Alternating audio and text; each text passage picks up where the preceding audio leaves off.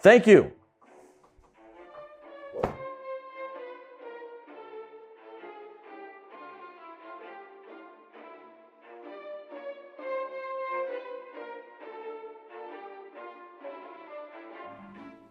(2020). That means 1980 is 40 years ago. Can you believe that it's been 40 years since The Empire Strikes Back came out? Think back. Do you remember that it's been 40 years now since George Brett of the Kansas City Royals chased a .400 batting average, finishing the baseball season at .390? And can you believe that The Breaks by Curtis Blow is already 40 years old? Break it up, break it up, break it up! Then again, maybe you can on that one. That one sounded pretty dated. Still, can you believe it? 1980 is officially over the hill. Well, 2020 also marks another kind of milestone. Yet another failed end times prophecy by a cultic group. This time it's a sizable number of the Hebrew Israelite movement. Note, I didn't say all or even most, but rather that a sizable number have been telling us now for a few years that the curses and captivity of the so-called Hebrew Israelites will end in 2019. For example, here's a book called Proof is in the Pudding by Rhonda Harlan. I'll read you 2 sections where she says exactly that. We must pray every day in this captivity until we are released from it in this current year, 2019. Break the mental chains of slavery now holding our people down. We must return to the laws, statutes, and commandments by faith. 2019. The 400 years curses will be over. Genesis 15, 12 through 14. Will you be ready? The end of our curse is upon us. The official dates of the slavery in the United States of America began August 1619. 400 years later would be 2019. In fact, both Adam Coleman and I did videos on this phenomenon in 2019. These videos were filmed on site at Point Comfort, Virginia. You have to watch the videos to understand the historical significance of that location. I'll put a link in the description. But now, 2019 has passed and it's 2020, and the 400-year prophecy has failed. But fear not, my dear Hebrew Israelites. You are not alone, because this type of cultic prophetic failure isn't the first time this has happened. For example, did you know that in February 1835, Joseph Smith, founder of the Church of Jesus Christ of Latter-day Saints, better known as the Mormons, predicted Jesus would return within 56 years before 1891. You may have heard that the Watchtower Bible and Tract Society, or the Jehovah's Witnesses, have predicted the coming of Christ at least 5 times by most counts within their first century of existence. That's not even including some of their other failed predictions, such as falsely predicting the resurrection of Abraham and other ancient figures in the late 1920s and 30s. The Jehovah's Witnesses even bought a house in San Diego for Abraham and friends in 1929 for when they were supposed to return.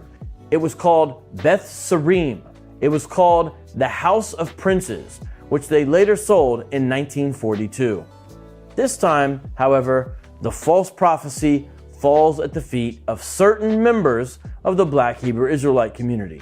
A sizable number of Black Hebrew Israelites promoted the idea that their captivity would end in 2019.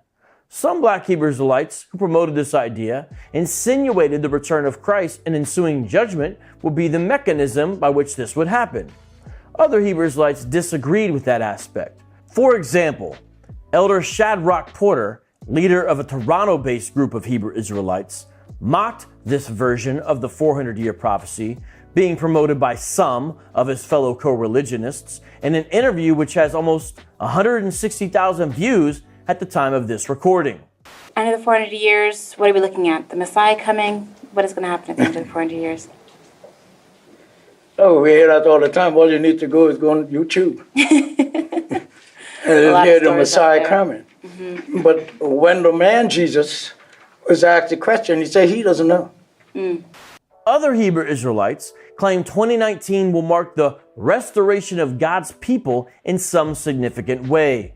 But most Hebrew Israelites who talked about this prophecy kept it vague. It has to be more than a coincidence that the 400-year curse pronounced on Israel ends sometime in 2019. Or maybe they would say the 400-year curse ends sometime in 2019.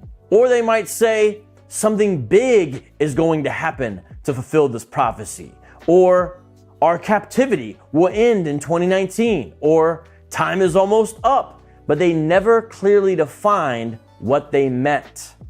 For example, Hebrew Israelite author Dante Fortson writes that the fulfillment of the 400-year prophecy is, quote, that the prayer lines open up in 2019 because the curse will end, end quote.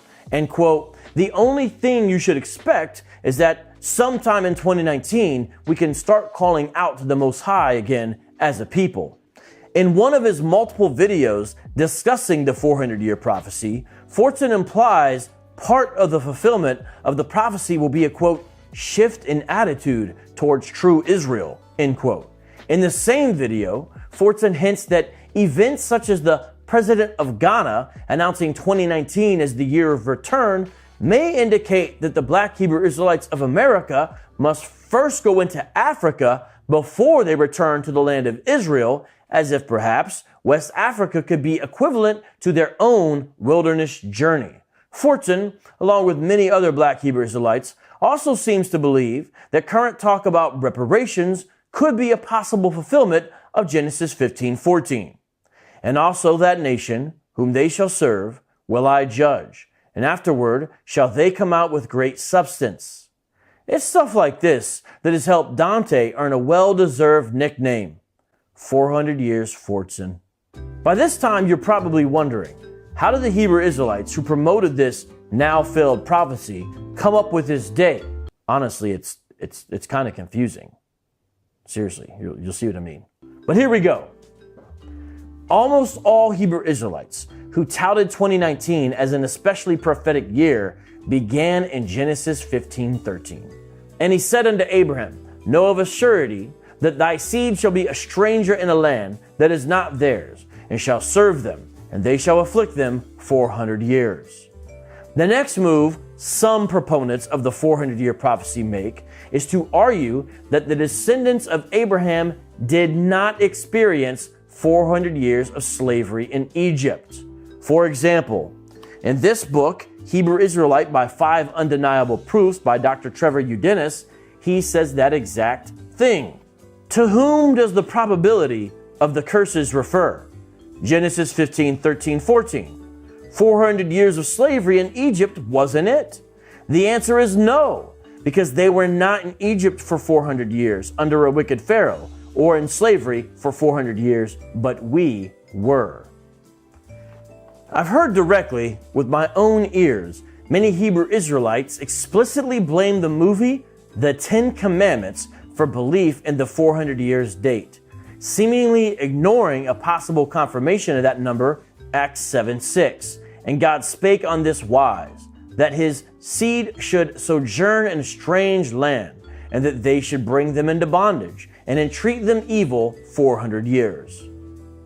Quick caveat, to be fair, there is some legitimate debate amongst historians on the question of the length of time of Hebrew bondage in Egypt. Some scholars land on about 400 years, or 430 more precisely, and others go with 215 years or so. To better understand these issues, I recommend Professor Jack Riggs' 1971 article on the subject, linked in the description below. But back to our Hebrew Israelite friends.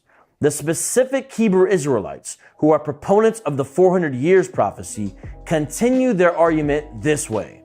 Since the Israelite captivity in Egypt was not 400 years, and yet 400 years were prophesied, the 400 years in captivity prophecy still must be fulfilled, since we know God's word is true and prophecy can't fail. The next step some of these Hebrew Israelites make is to then misuse Deuteronomy. You can't even pronounce. I've been saying that for years. I mean the right way. The next step some of these Hebrew Israelites make is to then misuse Deuteronomy 28:68 to claim that the United States is, in some sense, a new Egypt for the true biblical Israelites. For example, Hebrew Israelites by 5 Undeniable Proofs by Dr. Trevor Udenis. I'm going to turn now to page 114. What is the probability of all these things occurring to one group of people 3,000 years after it's written? Deuteronomy 28:68 taken into slavery by ships for 400 years. The people called Afro-Caribbean, Afro-American are the only people who fit each and every prophecy perfectly. I challenge you to find another. There is none. And here is an example by Elder Shadrach, leader of the Israelite Nation Worldwide Ministries. it means that the United States of America is Egypt. If you read the Bible, it will tell you that. You shall go into Egypt again with ships. The old Egypt, you did not need ships. I'm thinking about that right now in terms of how they would get to how they got to the old Egypt versus the new Egypt ships. You couldn't take ships to the old Egypt. No, the old Egypt, we didn't need ships. Yeah, you didn't need ships. One thing to note, Elder Shadrach of INWWM seems to hold a different version of the 400-year prophecy, where he, and he's certainly not alone on this, argues that the first captivity in Egypt was indeed 400 years, and therefore this current captivity will also run 400 years as well, in the New Egypt, the United States of America. This position that both the current captivity in the USA, as well as the initial captivity in Egypt, both are 400 years, is yet another variant of the 400-year prophecy. Indeed, there are many variations of the 400-year prophecy, but they all share a basic premise. 1619 marks the beginning of captivity for persons kidnapped from the continent of Africa, and 2019 marks the end of captivity for descendants of said persons who are actually the true biblical Israelites. Now, not to be outdone, other Hebrew Israelite advocates, such as the End of the World Ministries, believe much of the 400-year prophecy has already been fulfilled and is currently in the process of being fulfilled further. Personally, I do not believe that much of the 400-year prophecy has started to be fulfilled. Personally, I do believe that much of the 400-year prophecy has started to be fulfilled. I do. I believe we're seeing the beginnings of the fulfillment of the 400-year, the end of the 400 years. However, End of the World Ministries claims if you have, quote, European training, you will never be able to see the fulfillment of the 400-year prophecy until it is too late, when the great and final war is brought to America's shores in order to judge the U.S. The final piece of the puzzle of knowing if the 400-year captivity is at an end is the coming war between America and Iran and their allies. Teo has taught this before you all knew this would be an issue between America and Iran. As an example of this fulfillment, End of the World Ministries talks about people migrating to countries such as Gambia and Sierra Leone as, quote, a partial fulfillment of the 400 years prophecy. But you must understand, not only is the year of return happening, right? You're going to see other things happening. There's a call to return where? There's a call to return to Africa. This is part of the fulfillment of us leaving the lands of our captivity. Frankly, End of the World Ministries and other Hebrew Israelite groups like them want to have it both ways in regards to date setting for the full fulfillment of the so-called 400-year prophecy. They want to make a big deal about 2019 and now even 2020, but without giving any meaningful specifics until after the fact. This, my friends, is a cheap trick. Don't be fooled. Now, let me offer a final word about these new dates being offered and these recalibrations. Since it's obviously now 2020 And since obviously nothing has really happened, what are the Hebrew Israelites who promoted this 400 years prophecy saying? Some are saying that the white man has tinkered with time and therefore they blame it on the westernized calendar. Others are saying that all they really meant was that the fulfillment of the 400-year prophecy can come anytime after 400 years, not that it would happen at the 400-year mark. Others are even recalibrating, saying now that the proper date is actually August 20th, 2020. Although 1619 to 2019 makes up 400 years, we must finish the final year. Therefore, the end of the prophecy would be August 20th, and not August 2019. And so now we have, most likely, yet another false prophecy to look forward to. But the loudest voices are now promoting this idea that the 400-year prophecy was and or is being fulfilled. It's just that we can't see it. Then they look back at 2019 and find ad hoc news items they can force like so many misshapen pieces into a puzzle of their own making. It's prophecy after the fact, ladies and gentlemen, which is really no prophecy at all. One final word now I offer about the One West camps. Remember, I said this was probably not a majority position, but it certainly is a sizable number. My fellow urban apologists know this. For we couldn't go anywhere on the Hebrew Israelite sections of the internet for the past couple of years without bumping into proponents of the 400-year prophecy. They were everywhere. Here's some examples. Still, there were certain groups, like the Israel of God, not One West, based in Chicago, who spoke out against the 400-year prophecy. And there were other groups. In fact, you know the Hebrew Israelite groups on the corner, the ones who like to yell? Yeah, those guys. We call those guys One Westers. Well, guess what? This is one they actually got right. Almost all the One West Hebrew Israelite camps came out against the 400-year prophecy before the fact. That's right. For example, here's a whole video of Rakah of GOCC debunking the 400-year prophecy. Now, his came out after the fact, but still, you get the idea. In fact, here's a video where a One West GMS Hebrew Israelite calls the 400-year prophecy a, quote, false doctrine, and says, quote, it's like the year 2000 prophecy all over again, end quote. Wait, what's that all about, you might ask? The year 2000 prophecy? Well, I think this is a case of fool me once, shame on you. Fool me twice, shame on me. See, in the late 90s, the leader of the same group, the GMS Hebrew Israelites, Tahar, heavily promoted the false year 2000 prophecy. But this time around, Tahar and the GMS camp he leads are steadily against the 400 years prophecy. But back in the 90s, they were all about the year 2000 false prophecy, which claimed Yahushua was coming back to ignite a final race war in which the 12 tribes of Israel would finally slaughter and enslave all the Arabs, Asians, Africans, Indians, and Europeans who troubled them. Here's some examples of Tahar preaching that false doctrine. You're in the latter time of your kingdom. You're at the end of your kingdom. Your kingdom was supposed to go what? To the year 2000. But look, Tahar wasn't the only one.